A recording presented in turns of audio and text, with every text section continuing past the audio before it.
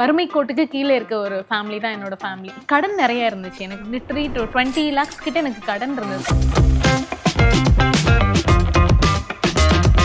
Financial பேக்ரவுண்டாக எனக்கு gold savings கிடையாது. Mutual ஃபண்ட்ஸில் நான் இன்வெஸ்ட் பண்ணல. எந்த டேர்ம் இன்சூரன்ஸும் நான் போடல. எனக்கு இருக்க ஒரே இது வந்து இப்போ எங்கள் அப்பா கிட்ட இருக்க அந்த சின்ன ஏரியா தான். இப்போ நீங்கள் வீடு கட்டிருக்கீங்க, அந்த வீட்டோட மதிப்பு நாளை குறைஞ்சிருமோன்ற பயம் உங்களுக்கு இருக்கா? இல்லை, அதே கம்ஃபர்ட்டை நீங்கள் முதலீட்டோட வளர்த்துக்கணும். இப்போ என்னோட ஃப்ரெண்ட்ஸ் யாருமே அந்த மாதிரி சேவ் பண்ணல. அவங்க நானும் என்ன அந்த லைஃப் ஸ்டைலுக்குள்ள தான் நான் இருந்திருப்பேன். பட் இப்போ எனக்கு லோன் இருக்கிறதுனால நான் இதை அடைச்சே ஆகணுன்றதுனால என்னோட சேவிங்ஸ் இப்படி மாறிட்டு இருக்கு. அடுத்த ஆஸ்பிரேஷன் என்ன? இப்போ நான் எதில் தான் நான் வந்து சேவ் பண்ணுறது? இப்போ என்ன மாதிரியே வந்து சென்னைக்கு வர்றவங்களோ இல்லை எங்கே வேணால் ஒர்க் பண்ணுறவங்களா இருக்கட்டும், இப்போ அவங்க எப்படி ஒரு சேவிங்ஸோ இல்லை அவங்க வந்து ஒரு கடனை அடைக்கணுமோ இல்லை அவங்க ஃபேமிலியும் இந்த மாதிரி இருந்ததுன்னா அவங்க வந்து என்ன பண்ணணும்? நம்ம கடனுக்கு ஒரு அப்ரோச், இன்வெஸ்ட்மெண்ட்டுக்கு இன்னொரு அப்ரோச்னு வச்சுக்க கூடாது. ரெண்டுத்துக்கும் அதே ஹேபிட்டை வச்சுக்கணும். 28 is not late. You start now. At 35 you will have that money. நீங்க ஏஜ் 35 அடையறதுக்குள்ள நீங்க 1 கோடி ரூபாய் சேமிச்சிருக்கீங்க. 1 கோடியா? அப்போ கோடி சரியா?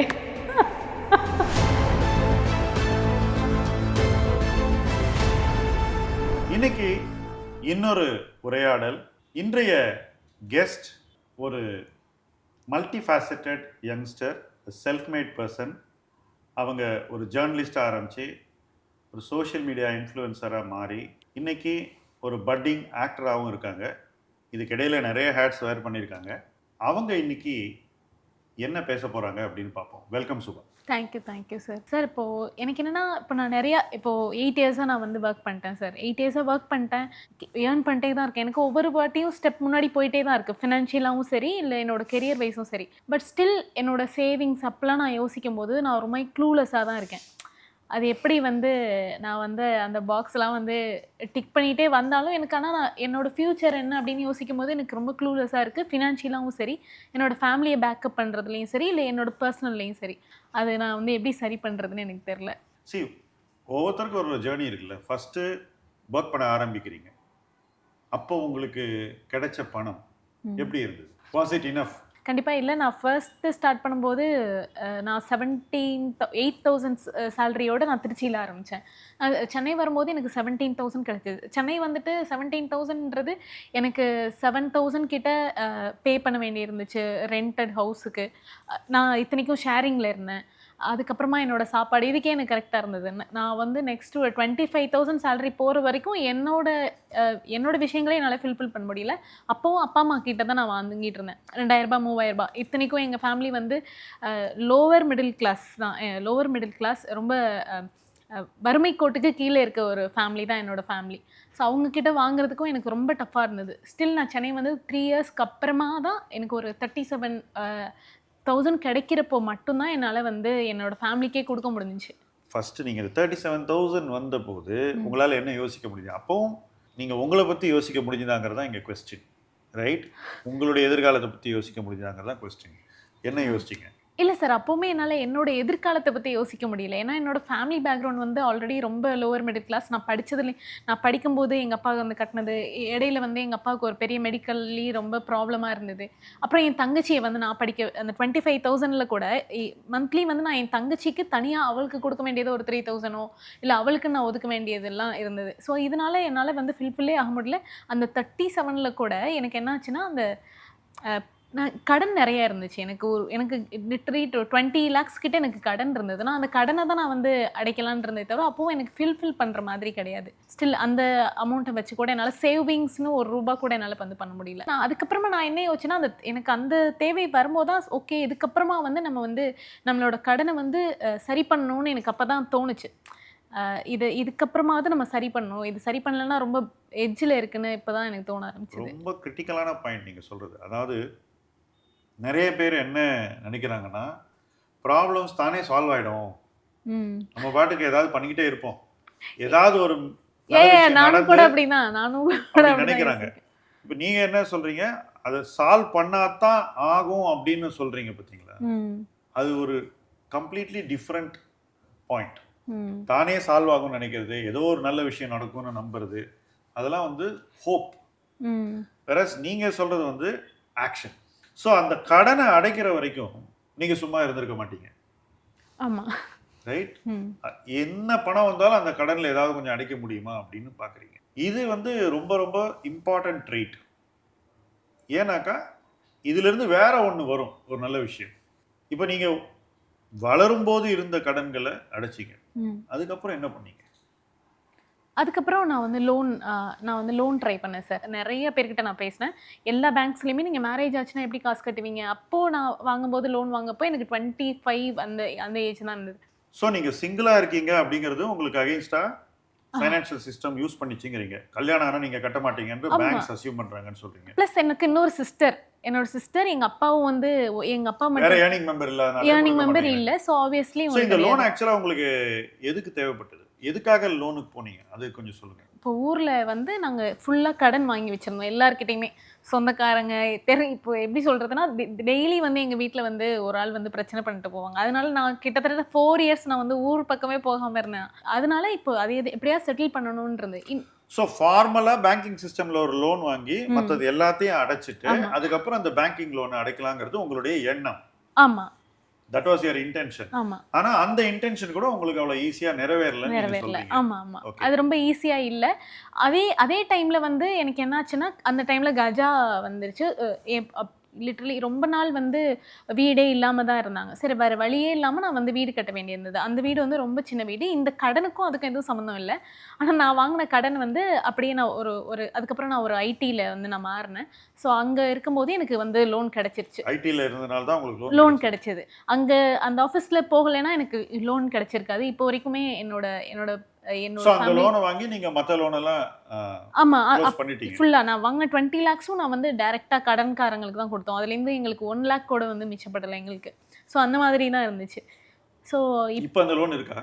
இப்போ ஸ்டில் அந்த லோன் வந்து ஆன்கோயிங்ல தான் இருக்கு. நான் அந்த லோன் எடுத்து 3 இயர்ஸ் தான் ஆச்சு. இப்போ நான் லாஸ்ட்டா இந்த 3 இயர்ஸ்ல ஏர்ன் பண்ணது எல்லாமே நான் வந்து ப்ரீ க்ளோஸ் பண்ணியிருக்கேன். நியர்லி எனக்கு 15 lakhs loan sorry 20 lakhs loan நான் கட்டி முடிக்கும்போது 15 இயர்ஸ்ல 37 லேக்ஸா இருக்கும். இப்போ வந்து அது 4 இயர்ஸா மாறியிருக்கு. நான் அந்த 3 இயர்ஸ்ல நான் ப்ரீபெய்ட் பண்ணியிருக்கேன். இப்போ எனக்கு என்னன்னா, எனக்கிட்ட இருக்க ஒரே ஃபினான்ஷியல் பேக்ரவுண்ட்னா எனக்கிட்ட கோல்டு சேவிங்ஸ் கிடையாது. மியூச்சுவல் ஃபண்ட்ஸ்ல நான் இன்வெஸ்ட் பண்ணல. வேற எந்த எந்த டெர்ம் இன்சூரன்ஸும் நான் போடல. ம். எனக்கு இருக்க ஒரே இது வந்து இப்போ எங்க அப்பா கிட்ட இருக்க அந்த சின்ன அந்த ஏரியா தான். ஸோ இப்போ எனக்கு என்னன்னா, அத மீட்டு எடுக்கிறது தான் என்னோட பெரிய விஷயமாவே இருக்கு இப்போ. அதனால தான் எனக்கு என்ன பயம் இருக்குன்னா, நான் மட்டும் தான் ஏர்னிங் பெர்சனா இருக்கேன் அப்படின்றதுனால, இப்போ நாளைக்கு எனக்கு ஏதாவது ஆயிடுச்சுன்னா எனக்கு என்ன பண்றது? இல்ல நாளைக்கு வொர்க் இல்லாம போகலாம். இந்த மாதிரியெல்லாம் யோசிக்கும்போது எனக்கு அத சீக்கிரமா ரீபே பண்ணி, எனக்கு அந்த டாக்குமெண்ட்ட வெளில இருக்கணும்னு தான் பெரிய விஷயமா இருக்கு. யூசுவலா லோன் வாங்குறவங்க ம். அந்த லோனோட டென்யூரை எப்படி வளர்த்தணும் அப்படின்னு பார்ப்பாங்க. ம். அல்லது அந்த லோனுக்கு மேல ஏதாவது டாப் அப் வாங்க முடியுமா அப்படின்னு பார்க்குறாங்க. ம். ஆனா நீங்க என்ன பண்றீங்கன்னா, அதை எப்படி சுருக்கணும்னு பார்க்குறீங்க. ஸோ இதை சுருக்கும்போது உங்களுக்கு வந்து நிறைய ஏர்ன் பண்ணணுன்ற ஒரு வேகம் இருக்கும். ம். அண்ட் நிறைய சேவ் பண்ணி இதுக்கு அந்த பணத்தை நீங்க யூஸ் பண்ணணுன்ற இன்னொரு ஒரு ரெசல்யூஷன் இருக்கும். ம். அதுல ஒரு தீவிரம் இருக்கும். இது ரெண்டும் உங்களுக்கு வந்து இன்னைக்கு ஒரு சேவிங் ஹேபிட்டை உருவாக்கி கொடுத்துருக்கு அப்படின்னு நீங்க உணர்றீங்களா? கண்டிப்பா சார். அது அது கண்டிப்பா இருக்கு. இப்ப ஏன்னா மேபி இந்த லோன் இல்லன்னா நான் இந்த சேவிங் ஹேபிட்குள்ளே வந்திருக்க மாட்டேன். ஏன்னா எனக்கு வர்றத வந்து நான் செலவு பண்ணிட்டே போறேன். அந்த மாதிரியான ஒரு இப்ப என்னோட ஃப்ரெண்ட்ஸ் யாருமே அந்த மாரி சேவ் பண்ணல. அவங்க எதுவுமே பண்ணல. இப்ப நானும் என்ன அந்த லைஃப் ஸ்டைல்குள்ள தான் நான் இருந்திருப்பேன். பட் இப்போ எனக்கு லோன் இருக்கிறதுனால நான் இத அடைச்சே ஆகணுன்றதுனால நான் ஏதோ வந்து பண்ணிட்டு இருக்கேன். என்னோட சேவிங்ஸ் இப்படி மாறிட்டு இருக்கு. இதுக்கு அடுத்தது என்ன பண்ணணும்னு உங்களுக்கு தோணுச்சு? வீடு ம். கடனை அடைச்சிட்டீங்க, ம். வீடு கட்டிட்டீங்க, ம். கடனை அடைச்சிக்கிட்டு இருக்கீங்க, அடிச்சிட்டு அடைச்சு இருக்கேன். முடிச்சிருவீங்க. இப்போ என்ன அடுத்த ஆஸ்பிரேஷன் என்ன உங்களுக்கு? ஸோ இப்போ நான் ஒரு கார் வாங்கியிருக்கேன் 1 வீக் முன்னாடி. ஸோ அது வந்து நான் கையிலேருந்து ஒரு 5 லேக்ஸ் குடுத்துட்டு, மிச்சம் 10 லேக்ஸ் வந்து நான் பேங்க்ல போட்டிருக்கேன். இப்போவும் என்னன்னா, திருப்பியும் வந்து எனக்கு பேங்க்ல வந்து லோன் கிடைக்கல. எனக்கு வந்து ரொம்ப லேட் பண்ணாங்க. எனக்கு எந்த பேங்க்லயுமே குடுக்கல. எனக்கு பெர்சன்டேஜும் இல்ல. ஏன்னா வந்து இத்தனைக்கும் நான் வந்து ரீபே பண்ணியிருக்கேன். நீங்க 20 லேக்ஸ்ல 12 லேக்ஸ் ரீபே பண்ணிருக்கீங்க. ம். அதே பேங்க். ஆமா, திரும்ப போய் நீங்க வந்து ஒரு ஆட்டோ லோன் கேக்குறீங்க. ஆமா, அது வந்து அந்த 12 லேக்ஸை விட கம்மி. ஆமா. அப்பவும் கஷ்டம். என்ன ரீசன்னாக்கா இந்தியாவில் வந்து அகைன்ஸ்ட் சேலரி ஸ்லிப் தான் லோன் கொடுக்க கான்ஃபிடன்ஸ் இருக்கு பேங்க்ஸுக்கு. நல்லா புரிஞ்சுங்க. நான் வந்து வர்றதெல்லாம் நான் வந்து லோன் கட்டுறேன். இல்ல வர்றதெல்லாம் நான் வந்து வீட்டுக்கு ரெண்ட் பே பண்றேன், செலவு பண்றேன். ஓகே. ஆனா எனக்கு சேவிங்ஸ்ன்னு எதுவும் இல்ல. எனக்கு எதுல சேவ் பண்றோன்ற ஐடியா சுத்தமா இல்ல. எனக்கு தெரிஞ்ச ஒண்ணே ஒண்ணு கோல்டு சேவிங். ம். இப்போ கோல்டு ரேட் வந்து பயங்கரமா மேல இருக்கு. போயிடுச்சு. இப்போ திருப்பி நான் கோல்ட்லயே வந்து நான் சேவ் பண்ண முடியாது.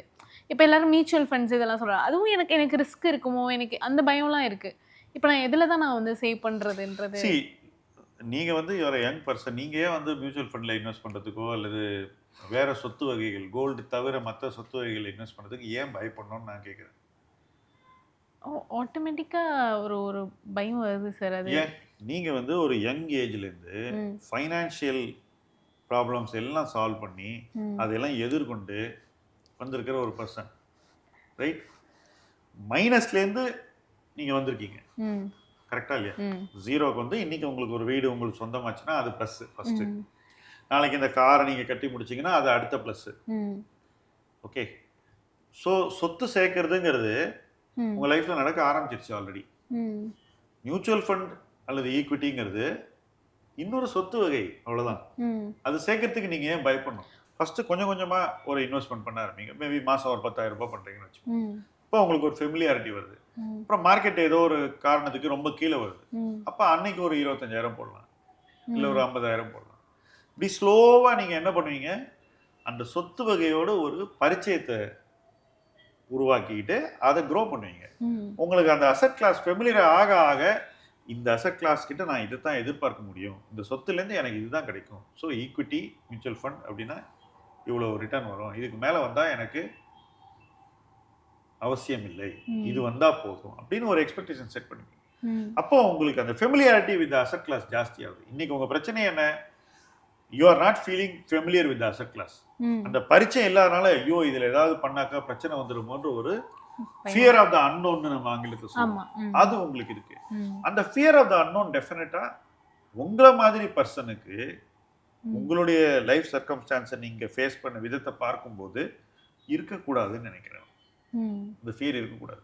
அதான் சார் எனக்கு எனக்கு அந்த பயமும் இருக்கு. என்னன்னா, இப்போ நான் வந்து இப்போ எக்ஸ்ப்ளோர் பண்ணாம நான் வந்து வேற எப்போ வந்து நான் அது எனக்காக நான் என்ன பண்ணிக்க போறேன்ற ஒரு இதுவும் இப்பதான் வந்திருக்கு எனக்கு. See, இது ஒரு உண்மையை நம்ம புரிஞ்சுக்கணும். ம்.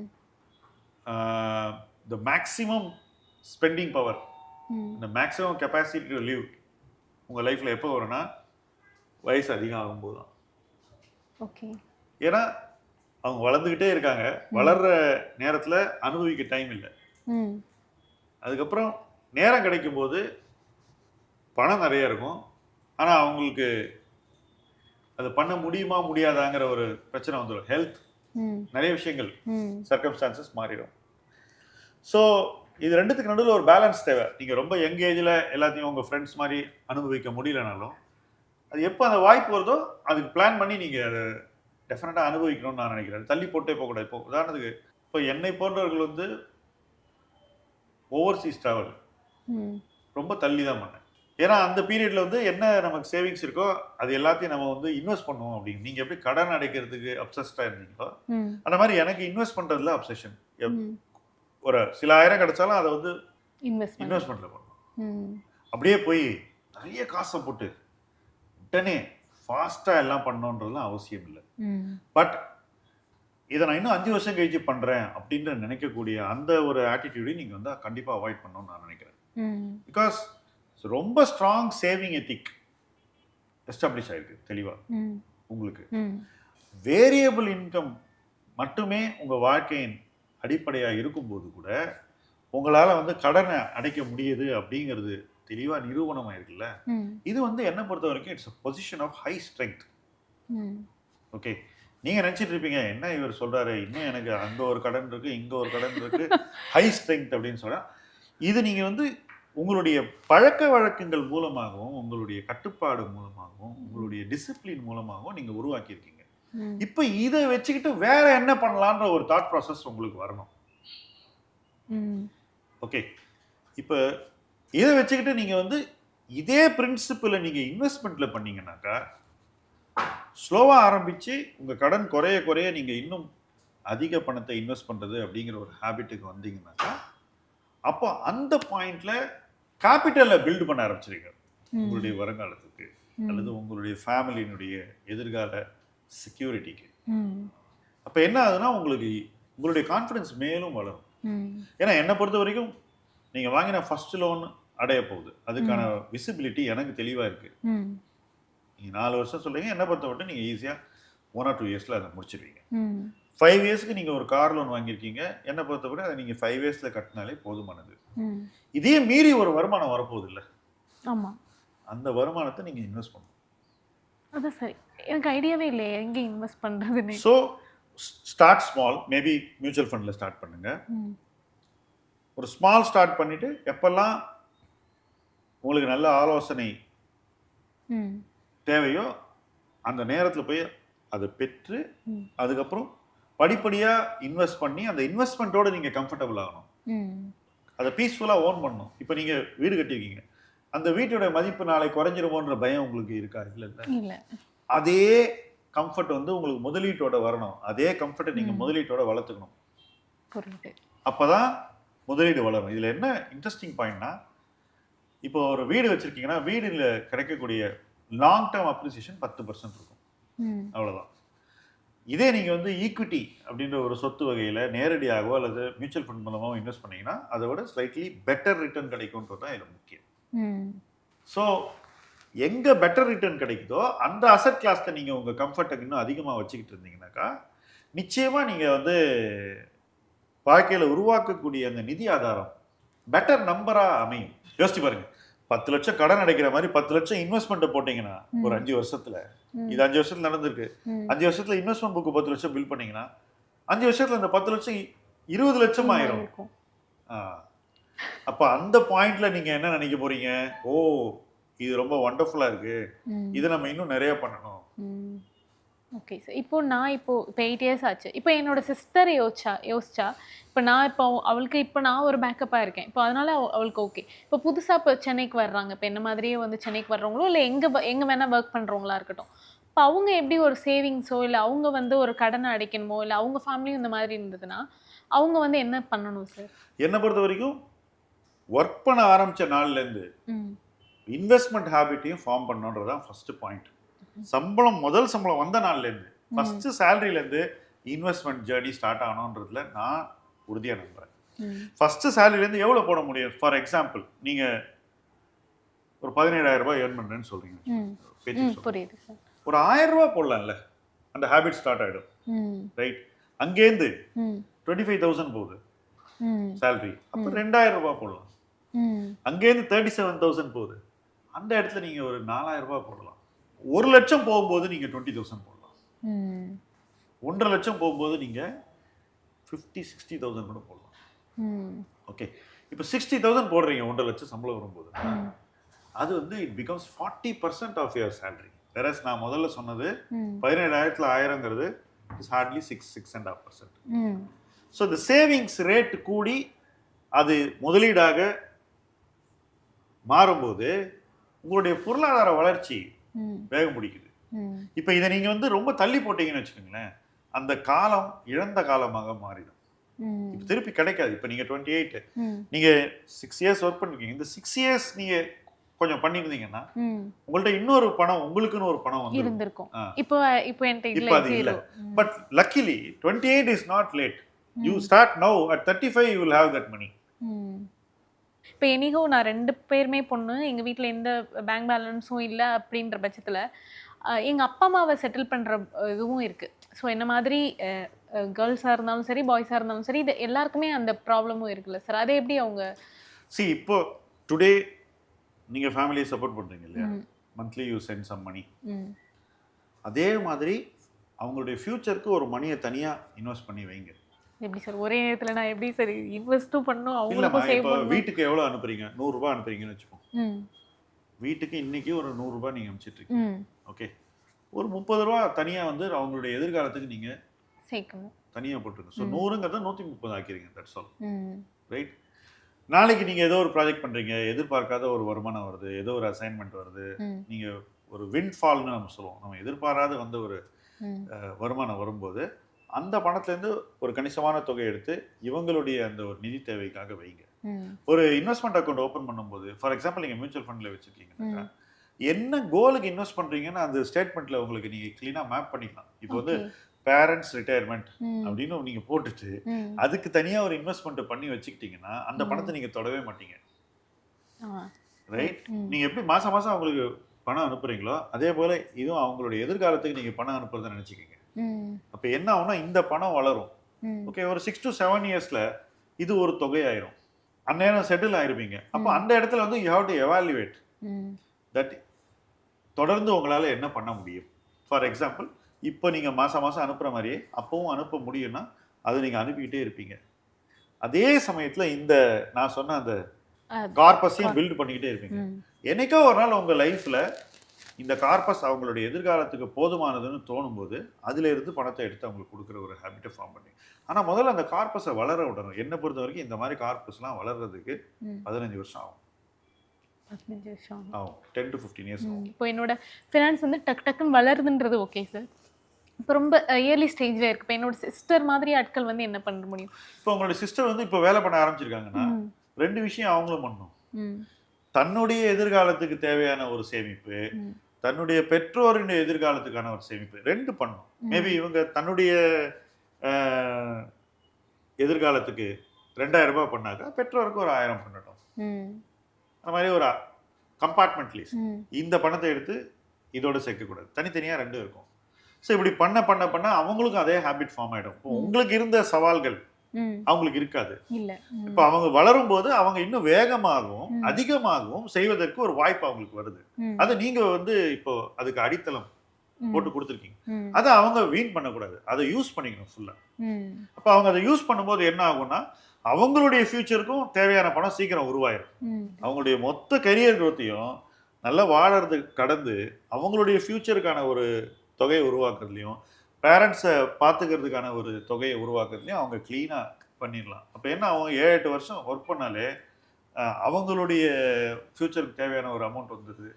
பேரண்ட்ஸுக்கு ஒரு டீசெண்டான அமௌண்ட் சேர்ந்து போயிடுது. ம். இதில் என்னன்னா யங்ஸ்டர்ஸ் இன்னைக்கு என்ன பண்றாங்கன்னா அவங்க கையிலேருந்து தான் கொடுத்துட்டு இருக்காங்க எல்லாத்துக்கும். அவங்களுடைய நிகழ்கால வருமானத்துலேருந்து தான் கொடுக்குறாங்க எல்லாத்துக்குமே. ம். ஓகே, இன்வெஸ்ட்மெண்ட் பண்ணி வளர்ந்தீங்கன்னாக்கா, இன்வெஸ்ட்மெண்ட் வளர்ந்ததுனாக்கா இன்வெஸ்ட்மெண்ட் வருமானத்திலேருந்து தான் நீங்கள் கொடுக்க போறீங்க. ஸோ உங்களுடைய ரொக்க தொகை வந்து கணிசமாக அதிகமாயிடும். ம். அப்போ அன்னைக்கு உங்களுடைய கரண்ட் ஏர்னிங்ஸ் அந்த நிகழ்கால வருமானத்திலேருந்து நீங்கள் அதிகம் கொடுக்க வேண்டியதில்லை. ம். அப்போ அன்னைக்கு உங்கள் லைஃபுக்கு தேவையான பணம் உங்கள் கையில் நிற்கும். இல்லைனா இந்த பொறுப்பு வந்து உங்களை நிறைய வகைகளில் வந்து ரெஸ்ட்ரிக்ட் பண்ண வாய்ப்பு இருக்குது.